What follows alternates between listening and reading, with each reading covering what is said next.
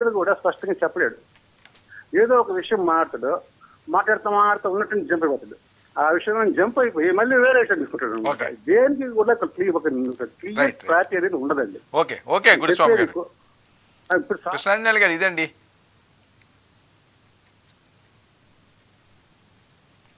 నేను ఒక మాట చెప్తాను. ఆయన అభిప్రాయాన్ని కూడా మనం గౌరవిద్దాము.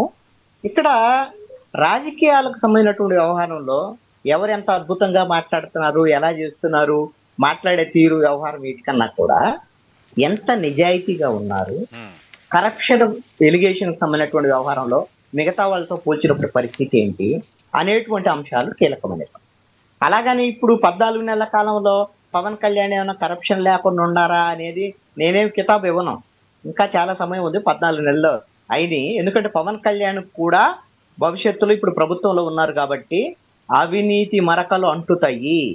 పవన్ కళ్యాణ్తో పాటు జనసేనకు సంబంధించినటువంటి ప్రాతినిధ్యం వహించే మంత్రులు ఎవరైతే ఉన్నారో వీళ్ల మీద కూడా కరప్షన్ ఎలిగేషన్స్ ఉంటున్నాయి, చాలా ఉన్నాయి. ఒక సందర్భం వచ్చినప్పుడు చెప్తాను.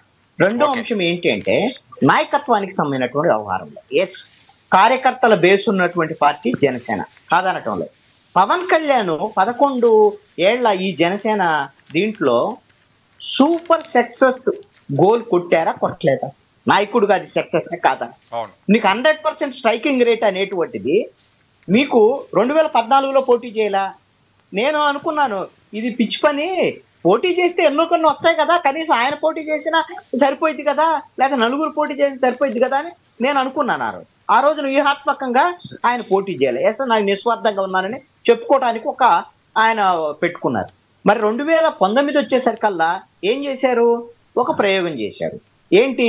అప్పుడు ప్రభుత్వం ఉన్నటువంటి ఆయన మద్దతు ఇచ్చినటువంటి తెలుగుదేశం పార్టీ, అది కేంద్రంలో ఉన్నటువంటి బీజేపీ, ఈ రెండు రాష్ట్రానికి అన్యాయం చేస్తున్నాయి కాబట్టి ఎస్ నేను వాళ్ళ తరపున నిలబడతా, ప్రజల తరపున, ప్రజలు నా తరపున నిలబడతారు, నాకు అండగా ఉంటారు అని భావించారు.